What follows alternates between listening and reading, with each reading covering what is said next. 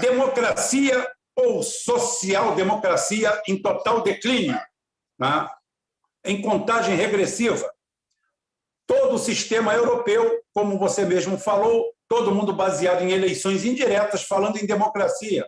Estava bom porque funcionava, estava bom porque o gás era barato, estava bom porque a energia era barata, dava para brincar com Thunberg, dava para brincar com tudo, dava para brincar com carrinho de pilha, dava para transformar coletor solar em energia renovável para sempre, mas só que parece que a carruagem virou abóbora.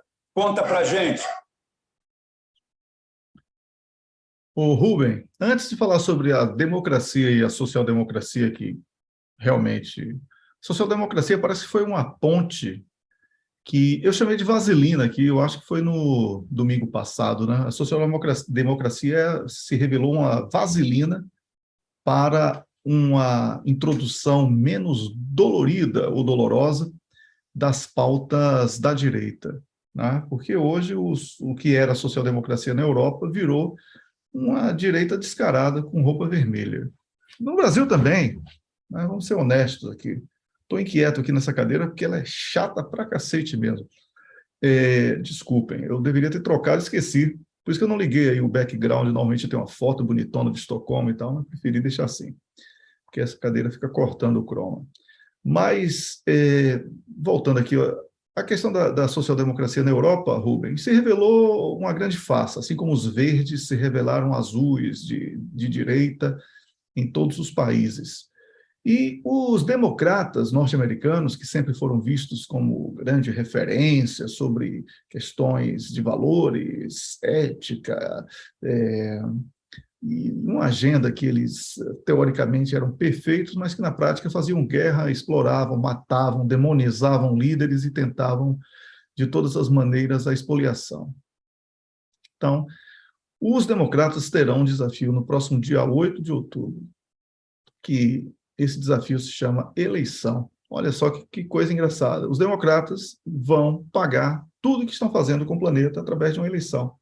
Porque os republicanos nos Estados Unidos, se esse ritmo continuar de inflação, desemprego, incertezas nos Estados Unidos da América, Joe Biden terá sido o responsável, ou será responsável, se você preferir, pela pior derrota de um partido no meio de mandato, nessas eleições chamadas eleições de meio de mandato nos Estados Unidos da América.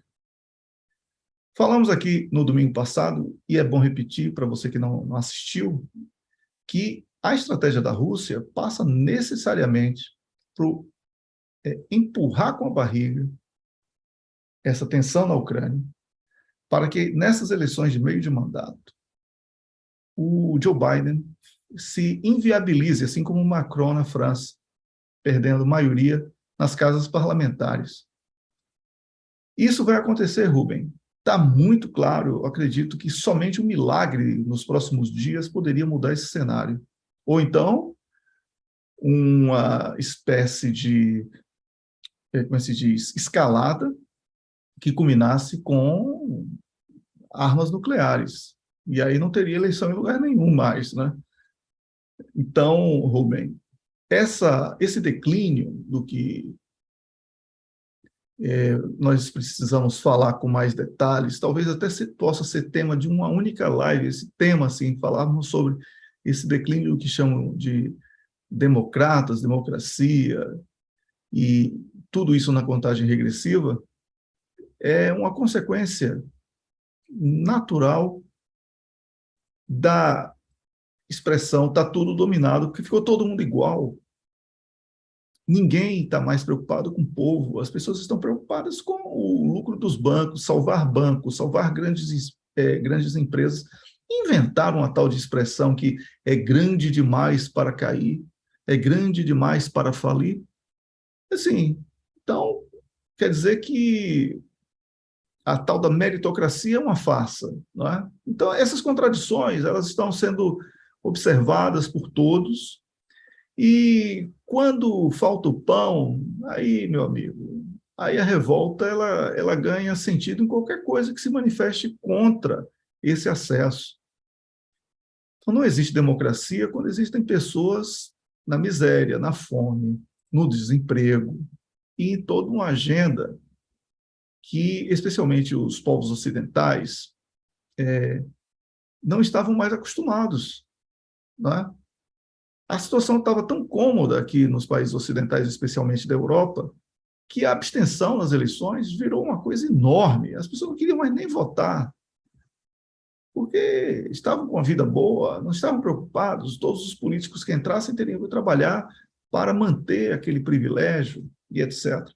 Só que agora essa realidade dura impõe um questionamento sobre o papel do que é democracia. O que é democracia? O meu conceito de democracia hoje, Rubem, é aquilo que nós temos conversado muito em off. Democracia é tudo aquilo que permite que os Estados Unidos da América exerçam a ingerência sobre qualquer país que seja nomeado o seu alvo preferencial.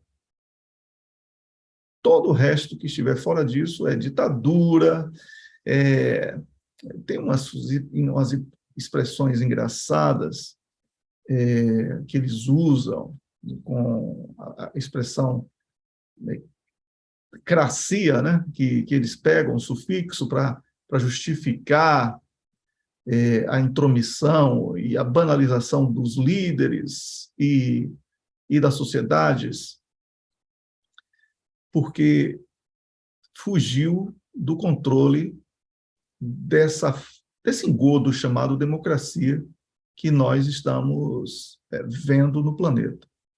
Então, Rubem, o declínio da democracia ele está numa contagem regressiva aberta, porque os povos querem tomar agora as rédeas sobre os próprios destinos. Algo que parecia romântico até poucos meses atrás, algo que parecia utópico, algo que parecia um sonho distante, né, que parecia até romântico na análise de alguns, porque o que convencionou-se chamar de realpolitik na análise política desses canetas alugadas que temos aí na pré-instituta, né, usar a expressão mais uma vez, tudo que era relacionado à participação popular nas decisões era visto como utópico, como romântico, como irreal, improvável, inatingível. E, com isso, o acúmulo do 1% foi esmagando e transformando a base numa base cada vez mais achatada. E essa discrepância entre os muito ricos e os paupérrimos está agora batendo a porta daqueles que estavam no conforto de não precisar sequer eleger os seus representantes, porque estavam com a vida muito boa. E aí, meu amigo, quando mexe com classe média, isso aí no mundo todo, aí, meu amigo, para manter um governo que mexeu com classe média é complicado. E é por isso que eu julgo de vida curta esse modelo de democracia que nós passamos a assistir e até assimilar, de certa forma, como normal.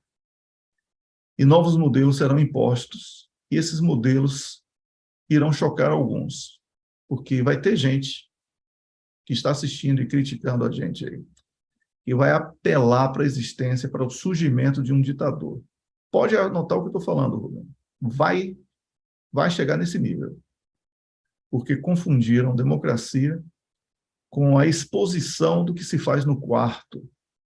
E democracia é muito mais do que isso. Era isso aí que eu queria lhe falar.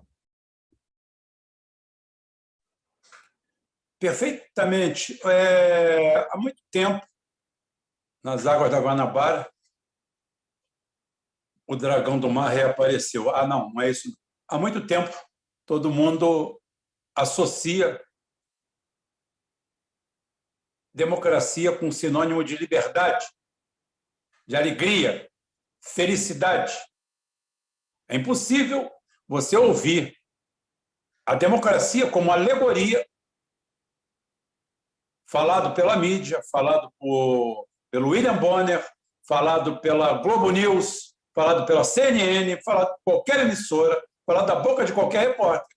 É impossível você ouvir a palavra democracia e você não associá-la à felicidade, alegria, liberdade, pleno direito. Ou seja, é quase uma expressão narniana. Colocaram isso na sua cabeça.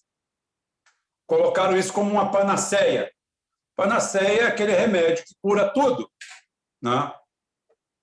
Cura tudo, tudo, tudo, tudo, tudo, tudo. Tudo. Me lembra a piada de Fidel Castro indo a um hospital de guerra, visitando lá, de militar, visitando, chegou na primeira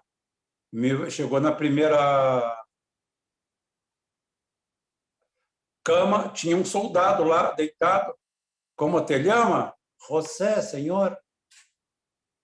Que tu tienes? Hemorroidas. Que te passam?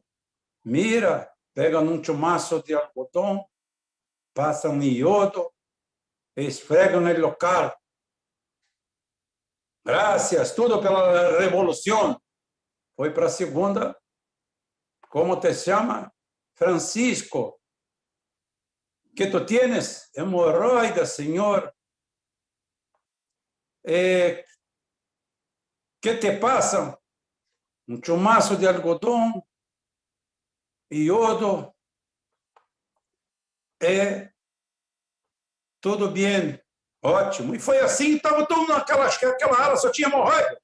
Aí chega por último, como te chama? Joaquim, senhor. Que tu tienes? Eu tenho dolor de garganta. Que te passa? Um chumaço com algodão,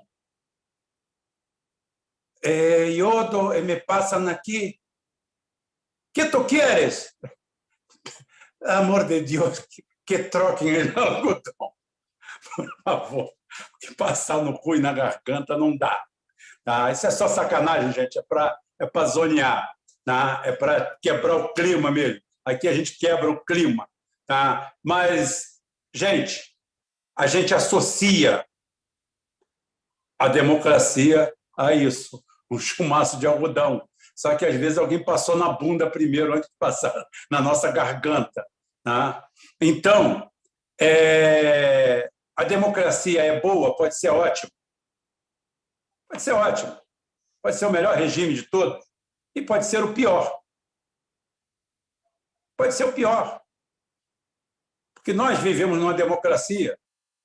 Nós vivemos numa democracia onde todo dia tem fila de desvalidos em tudo quanto é lugar e tem licitação no STF para comprar vinho e espumante com 4 prêmios internacionais, pelo menos. Eu acho que o ministro do STF, que quer beber vinho premiado, deveria trazer, já que ele trouxe esse péssimo costume de casa e da criação dele, ele deveria sustentar o seu próprio vício. Né? Porque o importante para eles não é que o vinho seja bom. Ali não tem nenhum conhecer, ali não tem nenhum degustador de vinho. Aqueles querem saber que é caro, para mostrar para os outros que é caro, por arrogância, petulância, prepotência. Isso, gente que não foi eleita, gente que foi indicado em agrupamentos políticos, que não fazem parte de uma hierarquia de tudo isso. Estou atentando contra o STF, eu lamento. Eles estão atentando contra o bom senso, eles estão atentando contra a democracia. Isso não é democrático. Não é democrático um país onde falta, muitas vezes, medicamento nos postos de saúde, dar uma vida de nababo para parasitas. Se der alguma coisa para os parasitas, ou seja, tudo que se denuncia que é fruto das autocracias ou dos regimes totalitários, nós temos na democracia. Nós temos 200 mil de verba ou 300 mil de verba de gabinete. Todo deputado federal tem direito a uma passagem ida e volta para o Rio de Janeiro por mês, eu acho, se não me engano, sendo que do Rio de Janeiro só tem 40 e poucos deputados lá. Todos têm direito a tudo. E estamos numa democracia gerido única e exclusivamente por gente amadora, porque eles fazem questão de serem amadores. Rubem, o que você queria? Eu queria um político profissional. Está aqui na minha frente o Wellington Calazans, meu empregado, deputado federal, ganha bem para isso. E que ele tenha coragem e orgulho de vir a público e falar que escolheu a carreira de político. E que ganha muito bem para isso. É um valor, é um setor diferenciado. Parabéns. Mas todo mundo só se elege no Brasil para ajudar o povo. Todo mundo ali é abnegado. Vai lá para o Renan Calheiros, que ele é abnegado. Ele doou a vida dele para o povo. Políticos com 3, 4, 5 mandatos. O negócio já é tão maquiavélico que o presidente tem a reeleição limitada a um mandato seguido. E os deputados podem ficar 5, 10, 20 mandatos. Não tem problema nenhum. Se a estrutura é a mesma, deveria valer para todo mundo. Mas isso aí romperia um tecido ali que se mantém estruturalmente em volta daquilo ali, que é aonde é a falácia da democracia. A democracia falha exatamente ali. Como ele falou, 0,3% para a Liz Truss, e a Liz Truss foi escolhida por quem? Por um lobby. Agora, no Brasil, falam de semipresidencialismo num lugar onde tem um Supremo Tribunal Federal e agora estamos na vigência do período eleitoral e essa jabuticaba que é o TSE,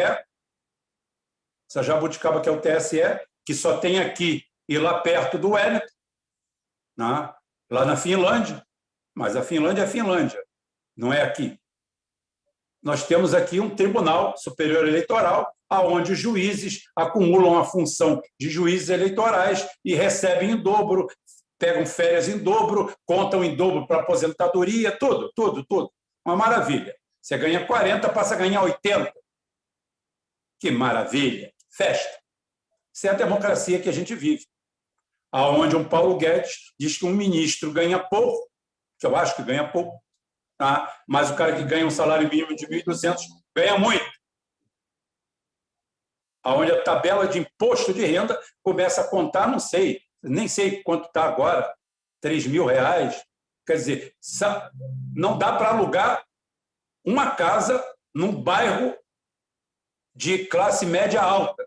Uma casa pequena de um quarto, mas é considerado renda. Eu sempre pensei que renda é aquilo que rendia, é aquilo que sobrava, que extrapolava, que ia além. Aqui o cara começa a pagar imposto de renda com R$3.000 por mês, assaltado para sustentar isso, para comprar vinho com 4 premiações e sair só isso, calda de lagosta, de tudo quanto é jeito, para aquilo ali, para aquela turma lá. E como eu falei, aonde um cara que puxa a cadeira para aqueles ministros que trouxeram esse costume de casa também, de ter alguém para puxar a cadeira para eles, o cara ganha mais que um piloto da FAB para pilotar uma cadeira. Mas, como eu falei, se o cara que pilota o avião da FAB, que comanda ele, não reclama, para mim está bom. Para mim está ótimo. Você pagar mais para um cara que puxa uma cadeira que o cara que levanta um Saab 39, que custa $60 milhões para o ar, sob responsabilidade. O cara puxa uma cadeira. Até porque, se aquela cadeira deixar por conta deles comprar, se bobear, custa mais que o Saab, né? Não tenha dúvida.